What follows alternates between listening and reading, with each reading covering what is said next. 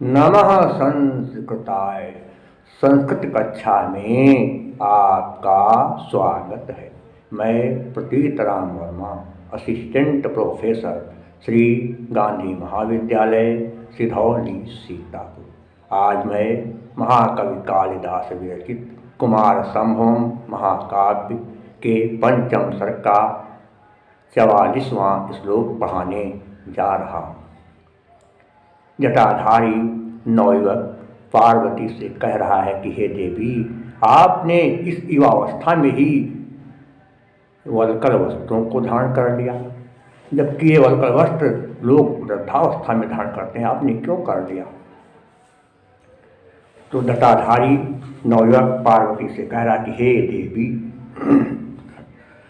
किमिति पास्या भरणानि यौवने, ध्यान देना है। किमिति पास्या भरणानि यौवने, धृतं त्वया वार्धकशोभिवल्कलं, वद प्रदोषे स्फुटचन्द्रतारका, विभावरीयद्युणाय कल्पते। किमित्य संधि विच्छेद करेंगे तो क्या हो जाएगा?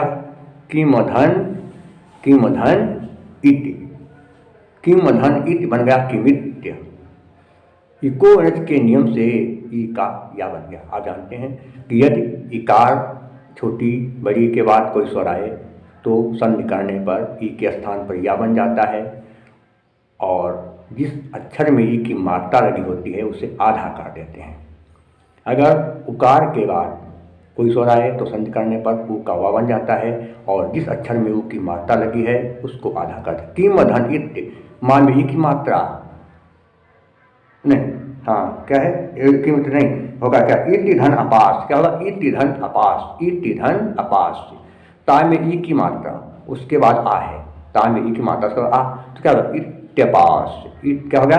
किमित्यपास में क्या होगा? किमित्यपास में क्या हो जाएगा? इत्यपास्य, इक्वल हो जाएगा। किम माने, किमित माने क्यों, और क्या लिखा है? किमित के बाद अपास माने दूर करके, अपास माने दूर करके, आभरण माने आभूषणों को, आभरण माने क्या? आभूषणों को। यौवने जवानी में, युवावस्था में, धृतम धारण किया है, त्वया तुम्हारे द्वारा या तुमने, वार्धक शोभि का क्या हुआ कि वृद्धावस्था में शोभा देने योग्य, वृद्धावस्था में शोभा देने योग्य, वल्कलम वल्कल वस्त्र को, वद माने बताइए, प्रदोषे होता है रात्रि के अंधकार काल में, प्रदोषे माने क्या हुआ? रात्रि के अंधकार काल में। स्फुट चंद्र तार का माने क्या हुआ? चंद्र और तारागणों से प्रकाशित, स्फुट माने प्रकाशित, और चंद्र माने चंद्रमा, तारा का माने तारा, चंद्रमा और तारागणों से प्रकाशित, विभावरी कहते हैं रात को। यद्यरुणा, यद नहीं, यद नहीं है, संधि विच्छेद करेंगे तो क्या होगा? यदि धन अरुणाय, इक्वल हो जाएगा। अरुणाय कल्पते माने प्रभात में बदलने जा रही है, या लालिमा में बदलने जा रही है, प्रभात में, सवेरा में, प्रभात में बदलने जा रही है।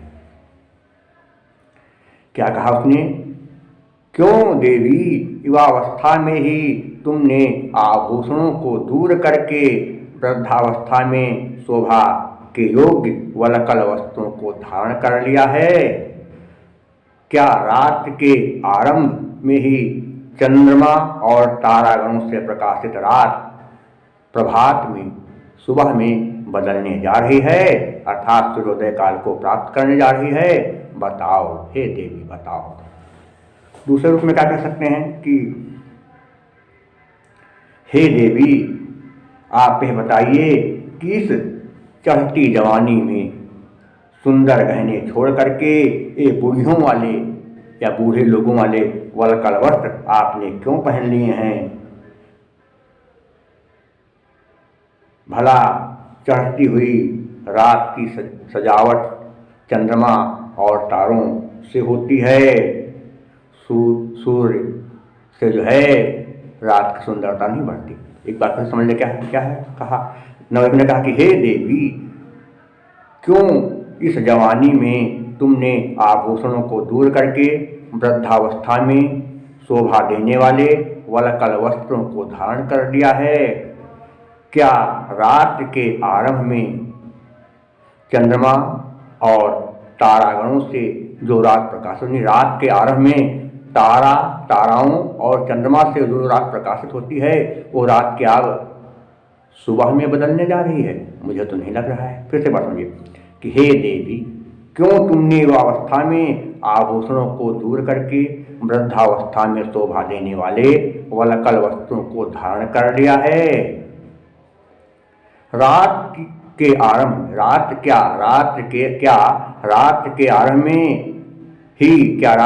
में ही चंद्रमा और तारागणों से प्रकाशित रात सुबह में बदलने जा रही है।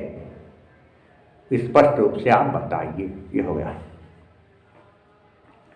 देखिए यहाँ पर जो विशेष बातें हैं, कहाँ पर क्या कैसे बन जाएंगी, थोड़ा समझना है आपको। क्या लिखा है? वार्धक शोभ वृद्धस्य भावः वर्धकम, वृद्धस्य भावः वर्धकम, इस तरह से कर सकते हैं। या दूसरे रूप में क्या कर देंगे, देखें, चंद्र तारका, बहुत आसान समास है। चंद्रश्च तारका च, दो पद हैं, दोनों पद प्रधान है, चार थे द्वंद्व से क्या होगा? द्वंद्व समास हो जाएगा। क्या है? यौवने हतम, युवावस्था में धारण कर लिया है जिनको वह यौवनम धते यान तान, यौवनम धते यानी तान, बहुब्रीहि समास बन जाएगा। धतम में क्या होगा? धतम में अगर देखें तो क्या हो जाएगा? कर्त प्रत्यय हो जाएगा। कौन सा प्रत्यय? कर्त प्रत्यय। अपास्य में ल्यप प्रत्यय हो जाएगा। विभावरी में अंगी प्रत्यय हो जाएगा। अब अलंकार की बात आए तो क्या कहेंगे? चंद्रमा और तारागणों से प्रकाशित रात क्या दिन में बदलने जा रही है? ये बात बताइए। बदलने जा रही है तो क्यों बदलने जा रही है? कार्य तो है लेकिन कारण का अभाव, इसलिए क्या होगा? विभावना अलंकार। जहाँ पर कार्य हो लेकिन कारण का अभाव हो, वहाँ पर विभावना अलंकार। क्या होगा कि क्रियाया प्रतिषेधे फल व्यक्तिर विभावना, और वंशज छंद है, जगण तगण झगण रगण, जहाँ हो वहाँ पर वंशज छंद। क्या?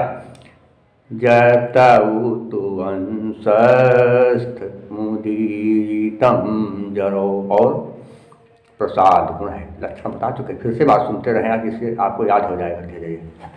क्या? कि चित्तम व्यापनोति क्षिप्रम शुष्कन्धेन मिवानलः सप्रसादः समस्तेषु रसेषु रचनासु चा। और समास बहुत ही कम, अल्प, जहाँ पर कम समास हो, मधुर व्यंजन हो, वहाँ पर वैदर्भी रीत होती है। और कालिदास जी वैदर्भी रीत का सम्राट है ही, बता चुके हैं। क्या है?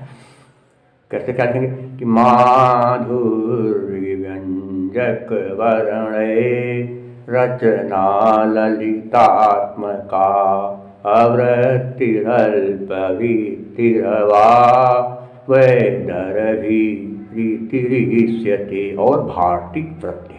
आप लोग जो वीडियो में बना रहे हैं सबको देखते रहिए। 50 श्लोक हैं, 50 वीडियो बन जाएंगे, और आप थोड़ा थोड़ा देखेंगे तो आपके कुछ दिमाग में बस जाएगा।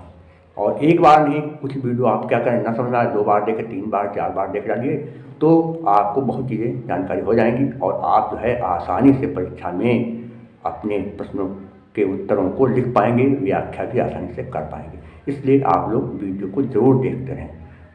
थोड़ा ढिलाई कर देते हैं, इसलिए कुछ बच्चे बहुत कम देखते हैं। मोबाइल है सबके पास तो नहीं है, लेकिन बहुत सारे विद्यार्थियों के पास मोबाइल है, तो देखें। और कभी कोई समस्या है, कुछ बच्चों कहते हैं हमारे रिचार्ज है नहीं, अब रिचार्ज नहीं, तब क्या करें कि जब तक रिचार्ज नहीं होगा तब तक आप मोबाइल में वीडियो देख नहीं पाएंगे। इसलिए अगर रिचार्ज हो और सारी सुविधाओं की आप वीडियो आप देखते हैं, उसमें लापरवाही मत किया करें।